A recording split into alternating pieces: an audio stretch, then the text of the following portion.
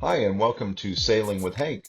In this week's episode, we are going to partake in the Noakes Sydney to Gold Coast race, which takes place in the winter time in Australia here and is a 384 nautical mile race up the eastern coast of Australia. So Australian sailing has a couple of categories of offshore racing and a number of inshore racing categories. The main ones we're going to be concerned with today are Category 1 and Category 2. The Gold Coast race is a Category 2 race. So the Gold Coast race is a Category 2 offshore race, and that's a race of extended duration along or not far removed from shorelines. And I'd say the main difference between Category 2 and 1 is probably the distance offshore that you are and the length of time you are offshore. So at the end of the year, we have the Sydney to Hobart race. It's a very famous race around the world, and that is a Category 1 race, and that's an offshore race of long distance, well offshore, and the boats must be self-sufficient for extended periods of time and capable of withstanding heavy storms. And ultimately, they want you to be able to get out there and do whatever it takes to keep going and to keep the crew safe.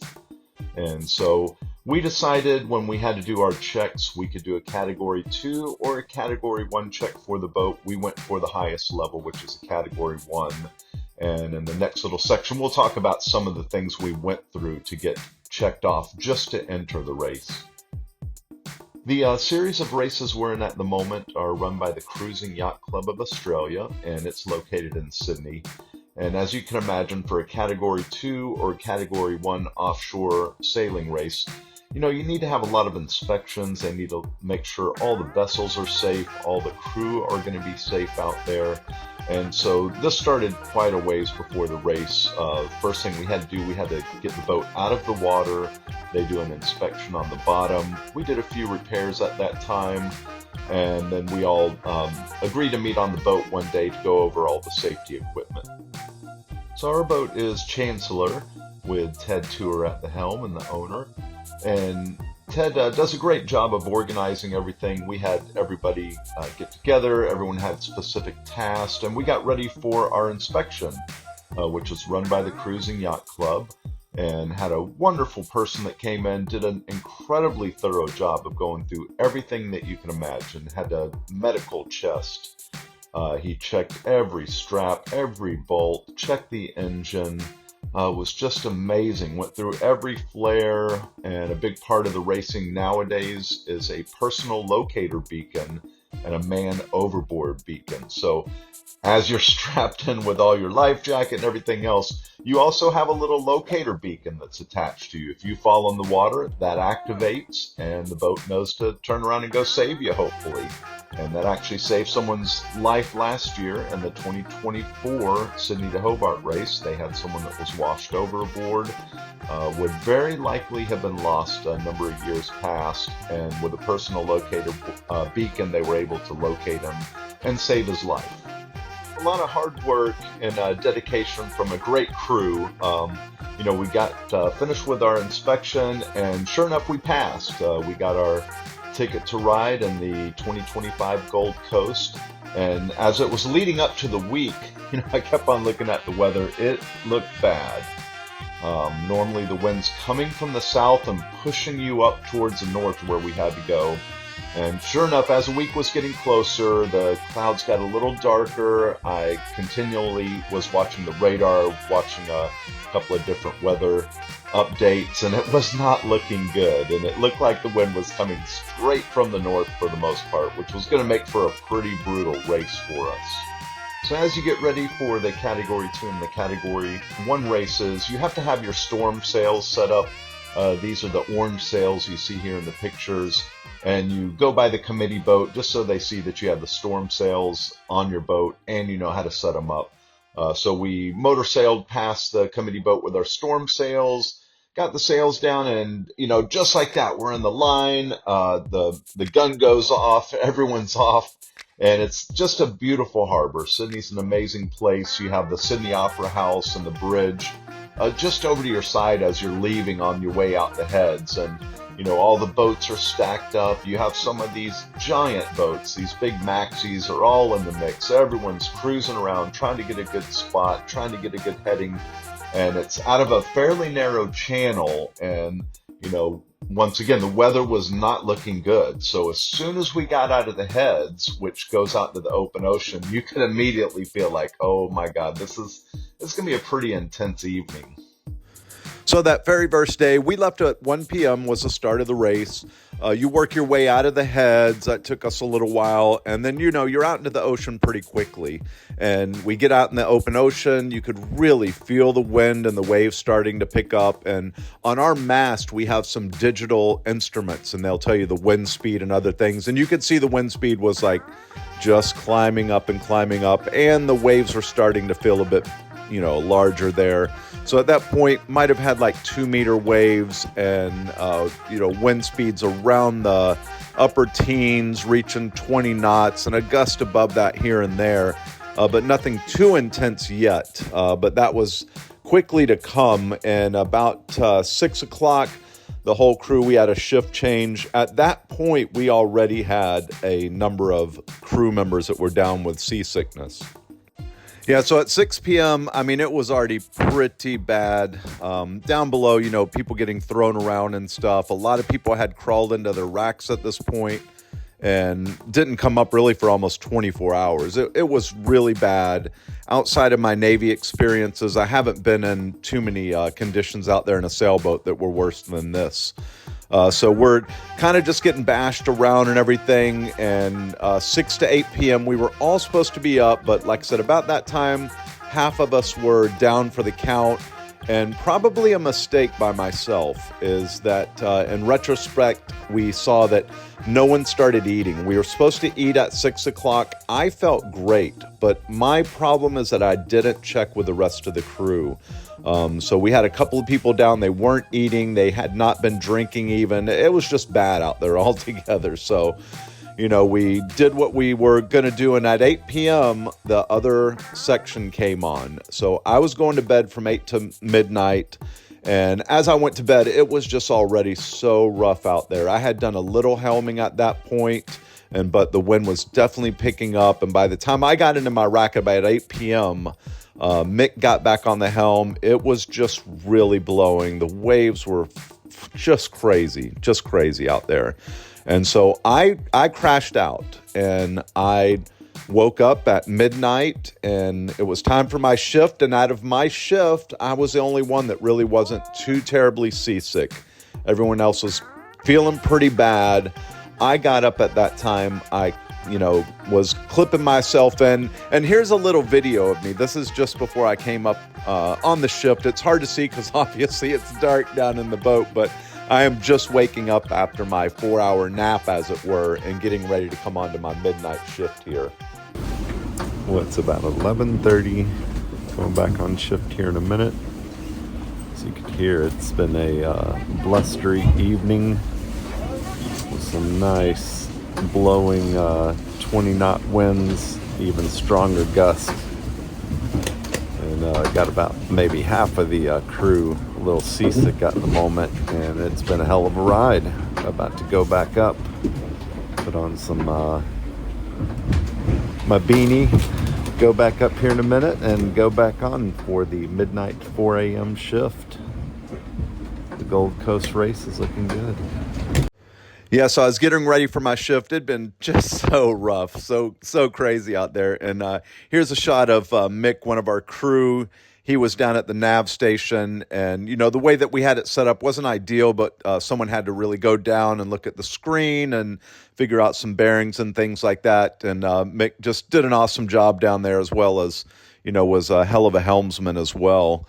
And this is a look at our chart plotter. You could see at this time of the evening, we were towards the back of the pack, but everything in the racing is on handicap points. So our boat, we were actually in first place in our division at this point, which is pretty nice. So, we cruised along.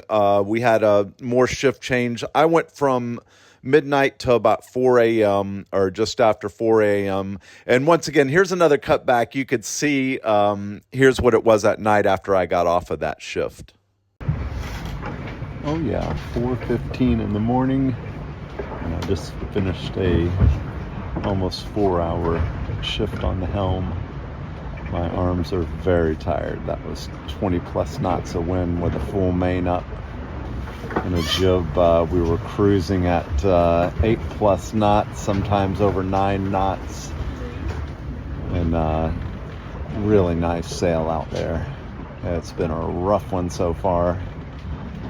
Going to bed to get up at 6:30 in the morning to make a phone call, just to tell them what our position is, and then back to bed for an hour and a half before my next shift. Yeah, so woke up, 6 something in the morning. The boat had just stopped rocking a whole bunch. It had, evened out a little bit by that point. At 6:30 a.m. and 6:30 p.m. every day on these races, you have to either use a sat phone or Starlink to call in to the Cruising Yacht Club just to let them know your position and that you're okay. So I got up again. I have a radio operator license, and I was running the Starlink for our boat. So I got up. I sent them the message. Everything looked great. 6:30 a.m. Immediately crawled back into my rack. And funny thing is, when you do these races, if you can imagine, it's, 3, 4, 5 days, you don't change clothes for the most part. That first day, it was so rough that it was dangerous almost to even try to go to the bathroom, the head, or if you had to change your clothes, it was just too difficult to take everything off while the boat was tossing around. So you get into your rack and you sleep with all your wet weather gear on. So the things that you see here, people wearing, you're actually crawling into your rack and all that stuff, and you just sleep like a little mummy. And when it's time to get up, you get up. And, that's what I did. At 6:30, I crawled back into my rack and all my gear. About 8 a.m., it was time for my shift again. So I was back up on deck. And by that time, the weather was looking a lot better. And, I started to think like, oh my God, we got through the worst of it. Now we're doing better. Some of the crew member that were really seasick were starting to come up. And you could tell everyone was getting into better spirits. The whole boat was, kind of coming alive at that point. And something about the daylight, you make it through the dark and stormy evening. You're seeing a little sunlight, really starting to think, oh man, it's warming up. And, if you're not aware of the geography, we're sailing almost straight north up to Queensland. So we're in New South Wales, going across a whole border, a long distance. We were just getting into some nice weather. And that's when, unfortunately, things turned a little bit south for us.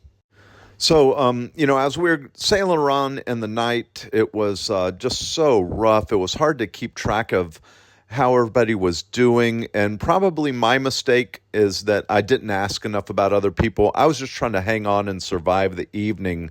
But it turns out we did have a crew member who had not been eating. He was very seasick and got stuck kind of down below, not feeling well. And by the time we figured out that he was in a little bit worse shape than we thought, it was a bit late. We were already out by Port Stephens, about 25 miles offshore, and just so happens that one of our crew members is a registered nurse. And she happened to mention, hey, this crew member's not feeling so well. I'm looking at him. His pulse is low.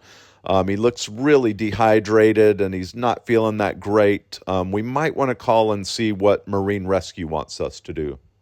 All right, it's 10:30 a.m. and we withdrew from the Gold Coast race yesterday on Chancellor. We had a crew member with a medical emergency. So ended up calling Marine Rescue out. Thank you guys, Marine Rescue out up north in Port Stephens. And we safely made it back to the Marina. We had some issues with our sails as well. We had to ditch our code 0 and cut it in half. It was wrapped around the mast. Eventually, Mick on our boat got up there on the boatswain's chair and cut it all off once we were in Port Stephens. Thank you to the guys at Dalbora Marina there in Port Stephens. They were very kind and helped us out with a dock that was safe to dock on with a giant code 0 hanging from the top of our mast. So we made it in, got some hot showers, had a meal last night, had one beer, and now it's we're heading back down south. And of course, the wind was coming from the north as we were heading north towards the Gold Coast, and now it's coming very strong out of the south. We're motoring into 35 plus knot gusts with a sustained of 25 to 30 knots, and you can see it's pretty wild out there at the moment. Pretty spicy. I'm in my rack, just getting a little sleep. I'll be on the helm probably another 4 hours or something like that. So I get a little sleep, and we're going to bang around into the waves, work our way down back to Sydney at some point. And so that was the 2025 Noakes Sydney to Gold Coast race for Chancellor. We made it about halfway, logged a good amount of miles, got a lot of good experiences for the crew. And this is on the ride back, still some pretty heavy winds and seas, and one of the crew members, Graham, got to get up. He hadn't had much offshore experience, so he got to helm. And, everyone gained a lot of experience. And I tell you what, Chancellor's going to come back with the next race. We're going to be better equipped, and we'll be ready for the next one for sure. We'll see you at the end of September. Fair winds and following seas, everyone.